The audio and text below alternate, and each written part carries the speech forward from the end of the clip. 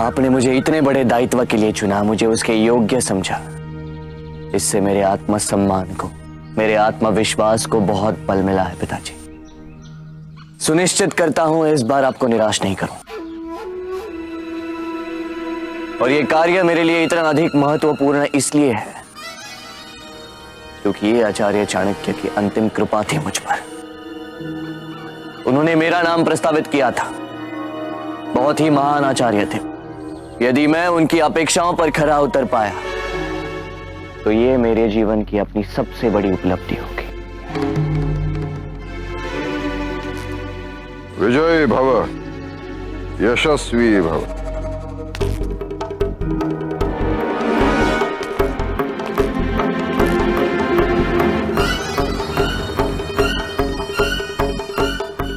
आशीर्वाद दीजिए। सुशील, मुझे अचानक आभास हो रहा है कि कुछ अनर्थ होने वाला है। मत जाओ ना पुत्र। मां, मुझे कुछ नहीं होगा। मैं आपको विश्वास दिलाता हूं कि मैं वापस आऊंगा, अवश्य आऊंगा। आप निश्चिंत रहिए।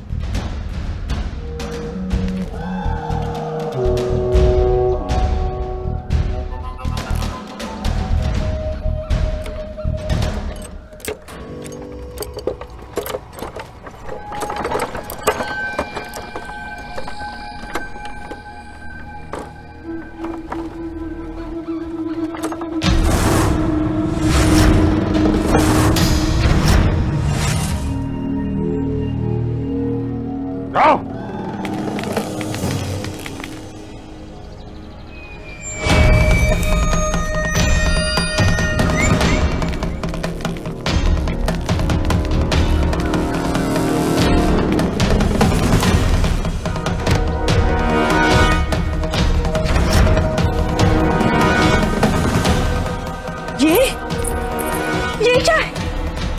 ये किसने क्या होगा?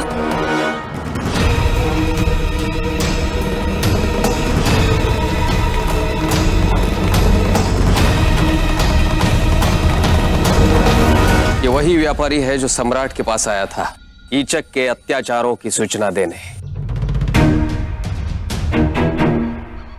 जब सूचना देने वाले को कीचक ऐसा दंड दे सकता है तो कीचक को चुनौती देने वाले का क्या हाल होगा, इसकी कल्पना करना कठिन नहीं होना चाहिए।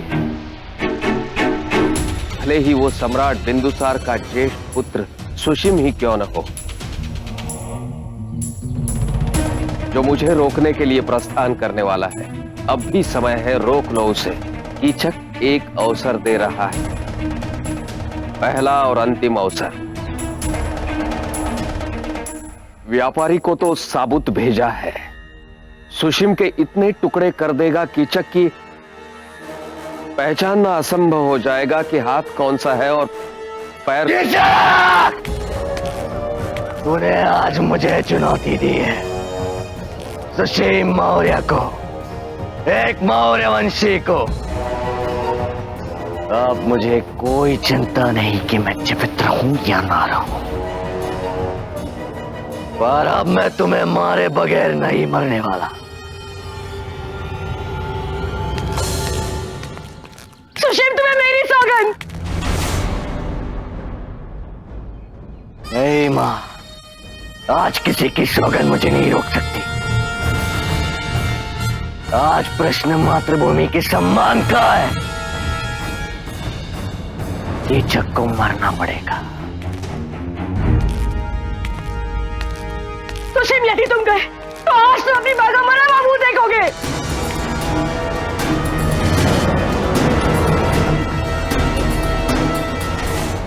मां! महारानी! महारानी! मां! मां! अब ठीक तो है ना मां? मां, आप इतनी दुर्बल कैसे हो सकती है मां?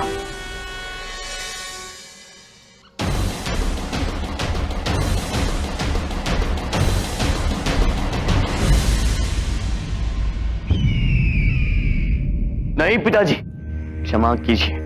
उस कीचक की धमकी के डर से आप अपना निर्णय नहीं बदलेंगे, कदापि नहीं। मैं राजकुमार सुशिम के कथन से सहमत हूं सम्राट। यदि राजकुमार नहीं गए तो मौर्य वंश की प्रतिष्ठा, मौर्य वंश के सम्मान पर एक गहरा कलंक लग जाएगा। नहीं सम्राट, मेरा एक ही पुत्र है, मैं उसे नहीं जाने दूंगी। मौर्यों की प्रतिष्ठा, पराक्रम पर कलंक नहीं लगाने का मूल्य मेरा सुशील नहीं चुका सकता, नहीं चुका सकता, नहीं जाने दूंगी मैं उसे।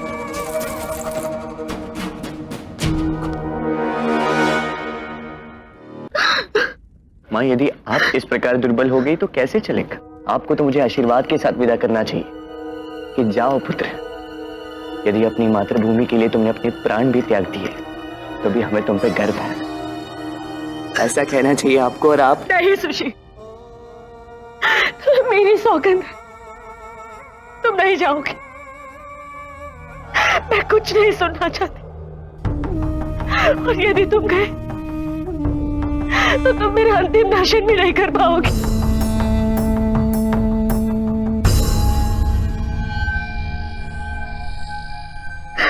ये क्या कह दिया आपने माँ? मुझे अपनी मातृभूमि की सेवा का इतना बड़ा अवसर क्यों छीन रही हैं आप? माँ, एक विनती करता हूं आपसे, अपने शब्द वापस ले लीजिए माँ। सम्राट, सम्राट, मैं विनती करती, सुशील को मत जाने दीजिए। यदि सुशील गए तो मेरे प्राण निकल जाएंगे। हमारे पास श्रेष्ठ सैनिक है, अब उनका दल भेज दीजिए। परंतु सेना को एक नायक की भी तो आवश्यकता होती है महारानी, और राजकुमार सुशील से और अच्छा नायक कौन हो सकता है? कीचक ने स्पष्ट कहा था कि वो सुशील को मार देगा यदि इसे कुछ हो गया तो। हम ऐसी मूर्खता नहीं कर सकते हैं सम्राट, हम सब जानते हैं कि कीचक कितना क्रूर है।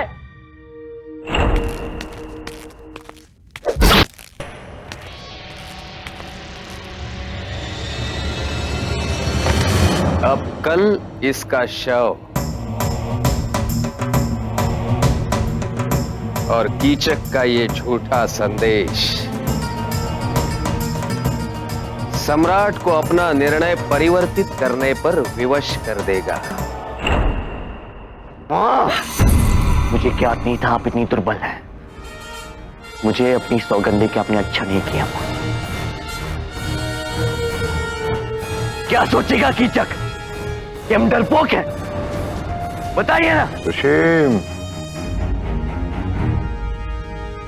मां से ऊंचे स्वर में बात नहीं। क्षमा कीजिए सम्राट, परंतु मैं राजकुमार के कथन से पूर्णतः सहमत हूं। उनके न जाने से यही संदेश प्रसारित हो जाएगा कि सम्राट ने अपनी सेना को एक सेनाधिकारी के नेतृत्व में भेज दिया। कीचक की धमकी से डरकर हम पहले ही हार गए। नहीं, एक उपाय है, केवल एक।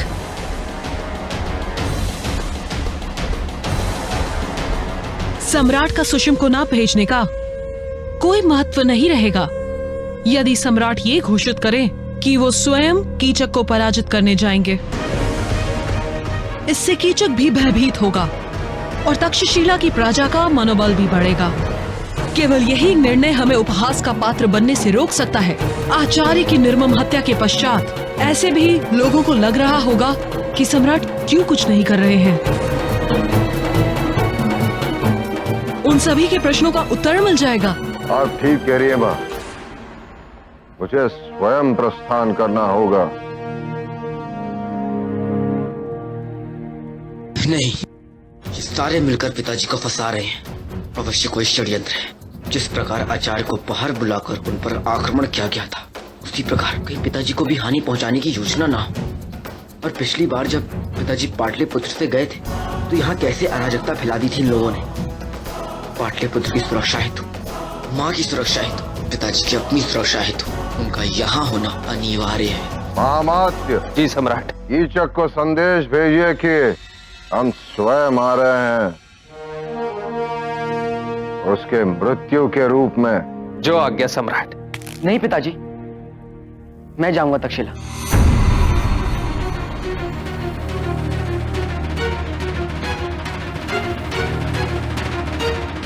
हे अशोक, यह संभव नहीं। जब मैं अपने एक पुत्र को नहीं भेज रहा हूं तो तुम्हें कैसे भेजूं? आप भ्राता सुशीम को इसलिए नहीं भेज सकते क्योंकि किचिक जानता है कि वो वहां आ रहे हैं, पर किचिक को ये नहीं पता चलेगा कि भ्राता के स्थान पर मैं वहां आ रहा हूं। वो चकित रह जाएगा और ये हमारे लिए लाभदायक होगा। मैंने पहले ही राजकुमार अशोक का नाम प्रस्तावित किया था और आचार्य चाणक्य ने आपके इस प्रस्ताव का खंडन किया था महामात्य खल्लटक। सम्राट, तक्षशिला भेजने के लिए आचार्य चाणक्य को राजकुमार सुशीम पर अधिक विश्वास था। आचार्य के इस निर्णय का विरोध करना उन्हें अपमानित करने के समान होगा।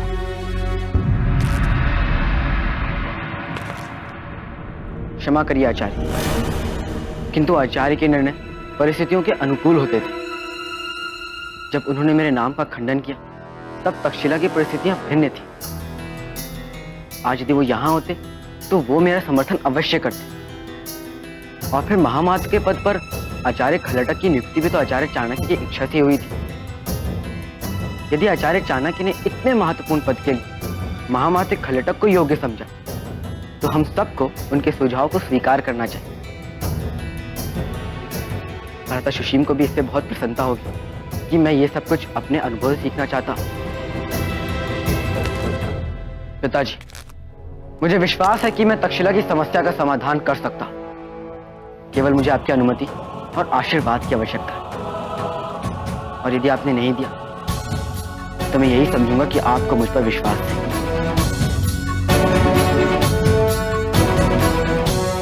मुझे विचार करने के लिए कुछ समय चाहिए।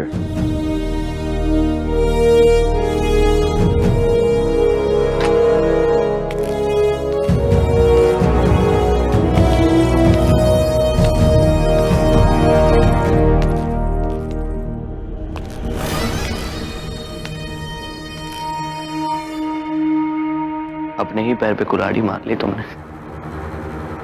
अभिनंदन। मगध के शत्रुओं को नष्ट करने का जो मैंने प्रण लिया है, कहीं से तो आरंभ करना पड़ेगा और इसके लिए जो भी आवश्यक है वो मैं करूंगा।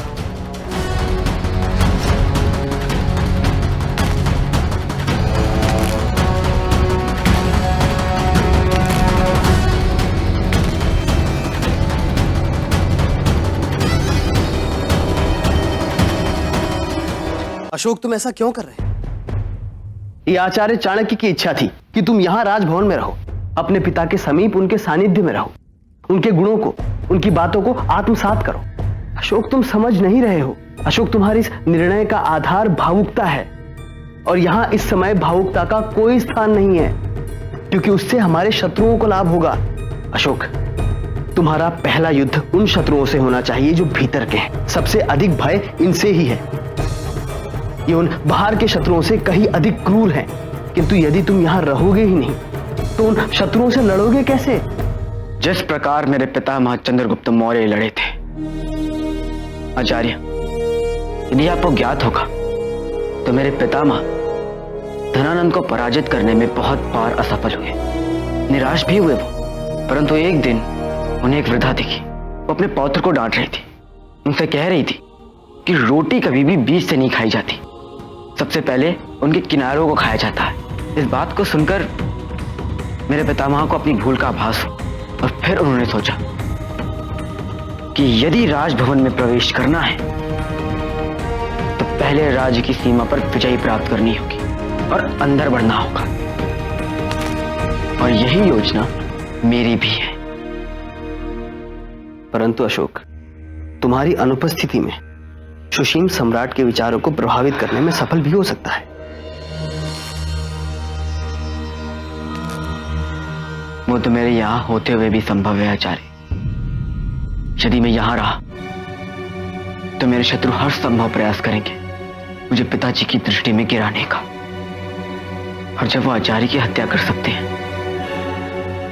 तो मेरी भी हत्या कर सकते हैं आचार्य। और यदि मैं उनसे दूर रहूंगा तो वो मुझ पर नियंत्रण खो देंगे। और यही उनकी इच्छा भी है कि मैं तक्षशिला जाऊं और किचिक मेरी हत्या कर दे। और जब उनकी इच्छा पूरी होगी तो उनका आत्मविश्वास बढ़ेगा और इसी आत्मविश्वास की यति में अवश्य कोई भूल करेंगे और ये उनके जीवन की अंतिम भूल होगी। किंतु अशोक, मुझे नहीं लगता कि सम्राट मानेंगे। वो मानेंगे, अवश्य मानेंगे।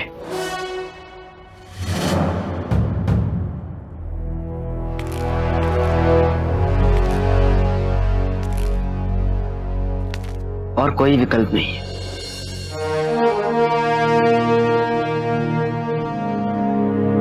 मैं जानता हूं कि आप मुझसे सहमत नहीं हैं, पर एक बार, केवल एक बार मुझे अपना पक्ष रखने दीजिए। आचार्य चाणक्य चाहते थे कि मैं आपके समीप रहूं, आपसे सीखूं, अपने आप को तैयार करूं। पर आचार्य चाणक्य ये नहीं चाहते थे कि आप जाएं। जब आप पिछली बार यहां से गए थे तो यहां क्या क्या हुआ था आप स्वयं उसके साक्षी। और यदि आचार्य चाणक्य को ये उचित लगता आपको वहां भेजना, तो क्या वो आपको पहले नहीं भेज देते? क्या आचार्य की केवल कथित इच्छाओं का सम्मान होना चाहिए, अकथित का नहीं?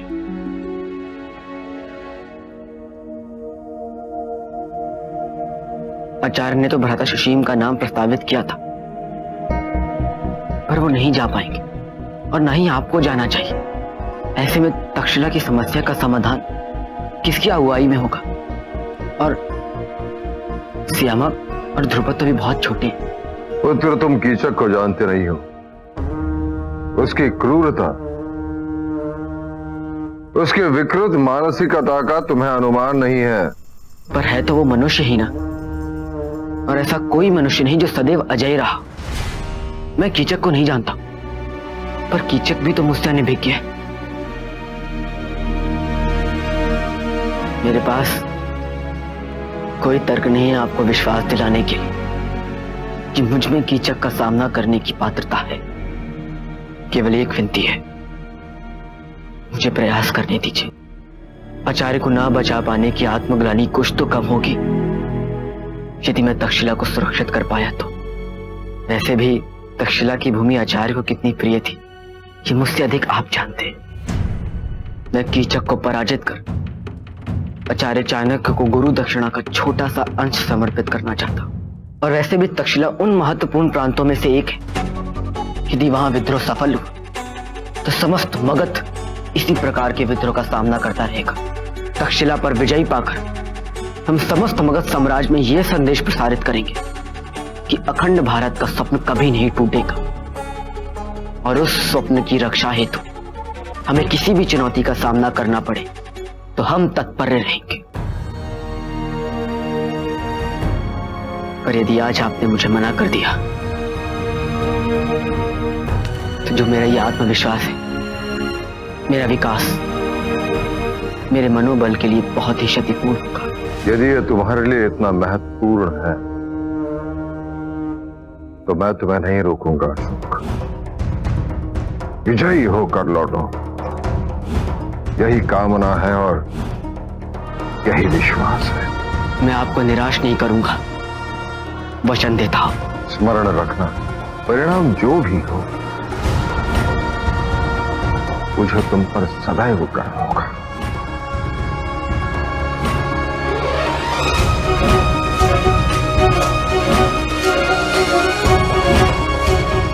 विजयी भव।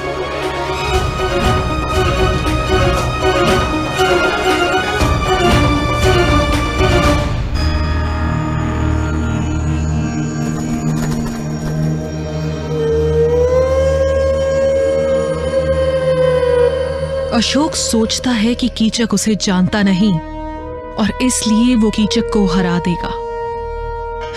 किंतु इस मूर्ख को यह नहीं पता है कि उसके तक्षशिला पहुंचने से पहले ही उसके स्वागत के लिए उसकी मृत्यु खड़ी होगी वहां। और यहां बिंदुसार को यह नहीं पता चलेगा कि उसके सबसे प्रिय पुत्र अशोक को उससे छीनने वाला उसका सबसे पुराना शत्रु है निकेटर, जो बीज हमने वर्षों पूर्व बोए थे उसे काटने का समय आ गया है।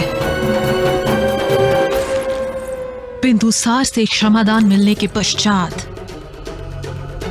निकेटर ने कीचक की मदद की थी, मगध से यूनान के इस छद्म युद्ध का चेहरा होगा कीचक। उधर कीचक अशोकांत करेगा और इधर मैं सुशिम्का। उन दोनों पुत्रों के खोने के पश्चात श्यामक ही उत्तराधिकारी के रूप में रह जाएगा और इस बार उसे रोकने के लिए आचार्य चाणक्य भी नहीं होगा। और कीचक बहुत उत्साहित होगा कि उसका शिकार उसके जाल में फंसने आ रहा है।